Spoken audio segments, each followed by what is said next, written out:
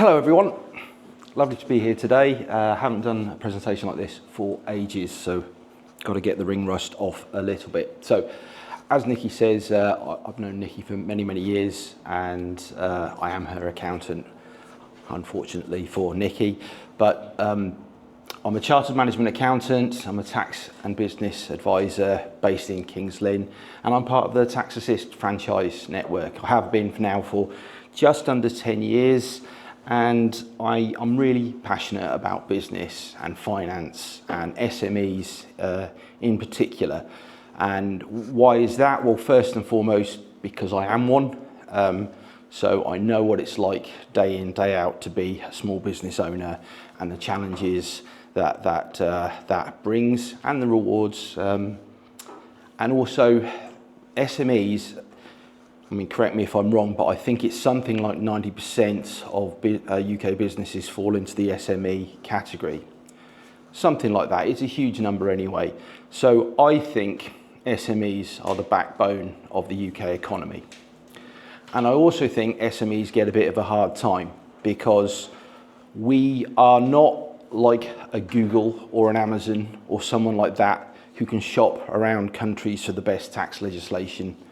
And when some bright spark decides that they're going to tax the wealthy, it's funny how the wealthy seem to just disappear, and it's the SMEs who end up picking up the bill. So, very passionate about SMEs, and I think we all need to work together as a community, and I think the solution to a lot of the UK's woes is a strong business economy. Get off soapbox, Simon. Right, so, stating the bloody obvious, being in business is hard. Anyone want to disagree? Probably not. So, as well as doing your sales, doing your marketing, doing your bookkeeping, doing the actual job as well, in the last 10 years, we've had Brexit, COVID-19, an actual plague, war in the Ukraine, Liz Truss and her mini budget, Labour coming in and making a bad situation worse, I'm bipartisan, war in the Middle East, and God knows the AI apocalypse that's coming, anything. And we've had to do business throughout all of that. And now we have high energy costs, the highest taxation we've had since World War II, and it's just getting higher, more admin with making tax digital, and then we've got to chase debtors and manage staff if we're lucky enough to have staff. One of the main things that I've seen with my clients and myself over the years that causes stress within business is finance, particularly not having enough finance. There are some simple things we can do that are practical and quite straightforward that you don't have to be a tax accountant or an expert in.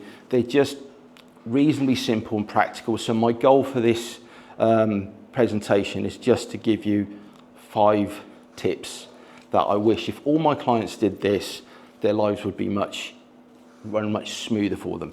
Can't take away all the stress, but I can help to reduce it, and then you can worry about all the other things that happen in business. So let's talk about tax, baby. That's literally the best joke I have in this whole presentation. So it's all going to go downhill from here. He's failed the band audition already. I think that was completely average. No. So unpopular fact, you're going to pay tax if you're in business. If you're going to be successful in business, you're going to be paying tax. And there's no accountant on earth who can remove the tax legitimately. And if anyone says they are, I'm sorry, it's mostly BS. You are going to pay some tax. You know it's coming, so the obvious thing to do is let's prepare for that. And it's as simple as opening up another bank account and calling it your tax account and set aside 20% of your gross payments in the bank. 20% is a rule of thumb, it's not your exact number. Your exact number will depend on your business circumstances, and that's why you have an accountant to talk about that, but it's a starter for 10. Also, if you're a VAT registered business, you need another account called your VAT account, and you need to put about 15% away. Again, rule of thumb, not an exact figure. Your figure will vary based on your business circumstances. Talk to your accountant. But you're going to say to me, Simon, I've just put 35% of my income away into a bank account. And I'm going to say, yeah, you have. Because what happens when people move from employment to self-employment is they get this, they're used to being paid net of tax. The money that goes in their bank is theirs. Now they're getting paid gross of tax. 35% approximately, maybe, not yours. So let's not pretend it is. Let's put it to one side. Let's leave it alone, let it gather up throughout the year, then you'll have your money to pay your tax. So the last tip is get your tax returns, accounts prepared and filed as soon after year end as possible. And why is that? So you know what's coming. You have between 9 and 10 months between when your year end hits and when you have to pay tax. If you know what your tax liability is as soon as feasibly possible after that date, you've got time. What I hate, and what every accountant hates, is someone coming to me in December just before Christmas, or in January just after Christmas, with their accounts.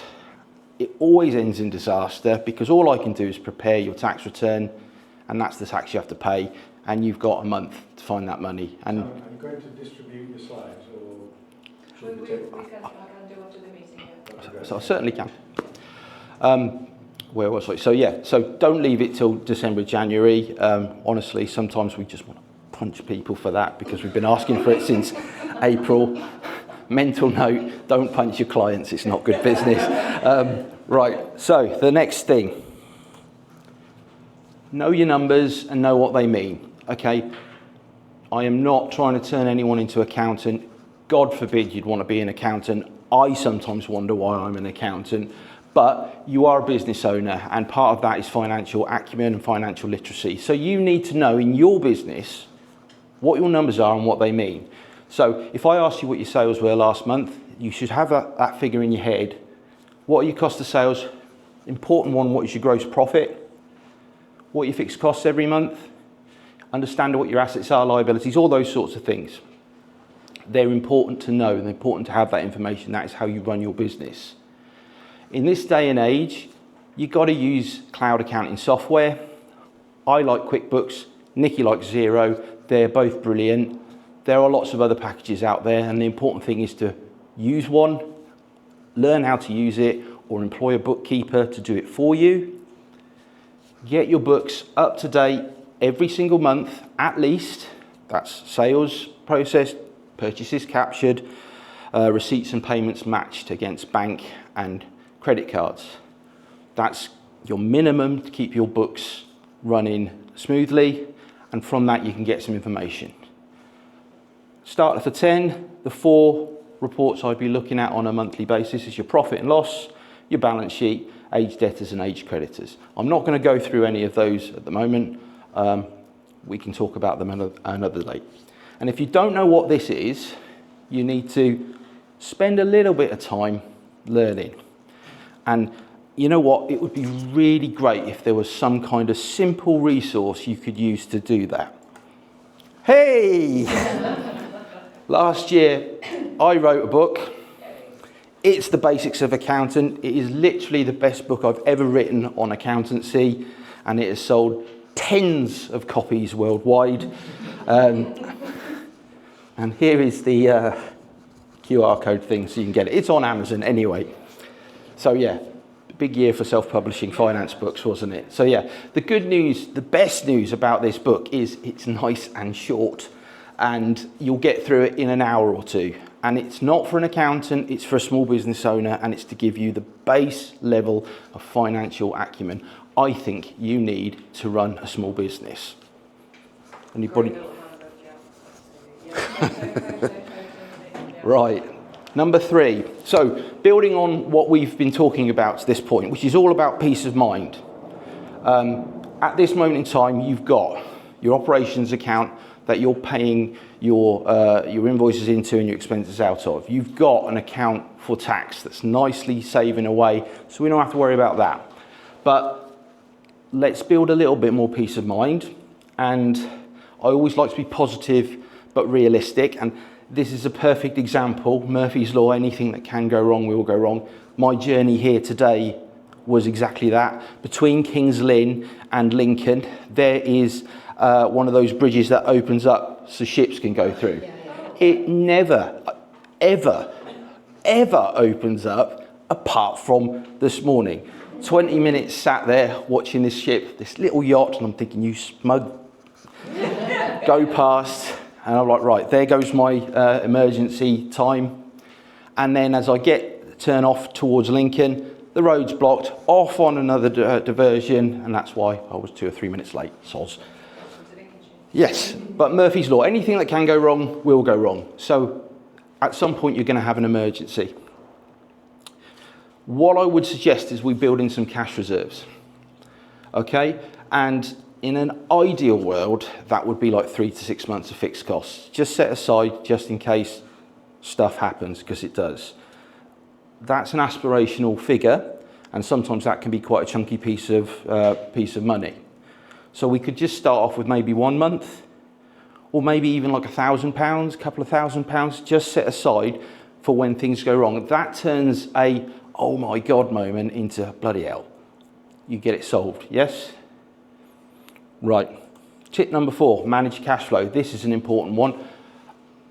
Most businesses that I see go under, unfortunately, it's not because they're not profitable on paper, it's because they haven't got enough cash. They run out of cash.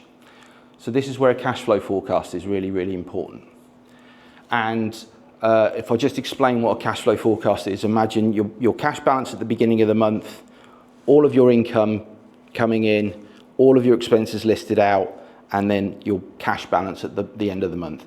Then forecast it out over a period of time, 3 to 6 months, 12 months. Why that's good is because up until this point, preparing accounts and things like that are looking at what's happened already. Even management accounts from last month has already happened. So managing a business, it's almost like driving your car while looking over your shoulder. What we want you to be doing is looking forward to what's going to happen. And that's where a cash flow forecast comes in. And people say, well, I don't know what's going to happen in 12 months. The truth is no one does, but you'll know roughly what's going to happen next month, maybe the month after that. It gets less clear as you go ahead, and that's fine because this is a rolling feast and it'll be updated on a monthly basis. It's just the best information you have at this moment in time. And all it's there for is for you to spot problems before they land on your lap. So you're dealing with it 6 months out, 3 months out, before it becomes a problem now. Okay? As I say, they're pretty accurate in the short term, and then as they go out, they get less accurate, and that's fine. And again, wouldn't it be great if there was a resource where you could learn how to do a cash flow forecast? I think you do one of those, don't you? Go see Nikki if you want to learn how to do a cash flow forecast. Right, building wealth through business, because a lot of the times I see with the SME market, they make it, they spend it, that's it. At some point in your life, you're going to want to retire. At some point in your life, you want to take a step back and you need to build up some money for that. Oh, and also, I'll just put this in here because, again, in the SME market, you tend to come across get-rich-quick schemes. They're called different things, and I won't go into them, but largely they're BS, and I would just ignore them completely, end of. But when it comes to building wealth through your business, it's slow and steady, and it's going to take some time. You're not going to do it overnight.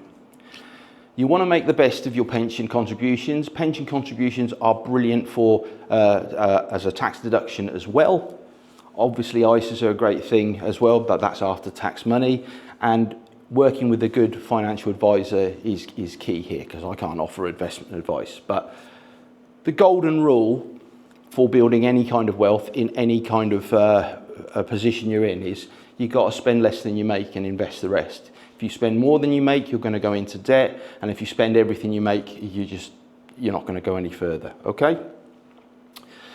And just moving on, and this is my final point. When I bought my Tax Assist franchise, the first thing we talk about is the business asset. A lot of people will look at their job and their business, and it is effectively a job. And when they decide to stop trading, everything ceases. You can build things in a different way if you want to. And by that I mean, if you were building up a business, so if I build up my accountancy business and it runs not almost without me, that will never happen altogether, and I've got a team of people to service clients, I'll be done. I can effectively sell that business, extract myself, and the other owner can come in. There's value to be made there. One of the best things you can do with a business is build an asset for your future to sell. But you've got to think through the eyes of the buyer. The same as if you're selling a house. So it's got to look nice, it's got to feel nice, the buyer's got to imagine themselves in this position. Is it going to work? The last thing they want is to take out a loan, buy a business, go and sit down and all the clients to go, you know? So how's that gonna, how are you going to stop that? So having clients that are, having staff that looks after your clients and things like that. And then the obvious one is a strong business performance over time. If you've got 5 years of really strong accounts, profitability, sales levels, you might have the chance of selling your business. So that is my 5 tips: tax, know your numbers, emergency reserves, cash flow, and building some wealth over time. Thanks ever so much for listening. Any questions?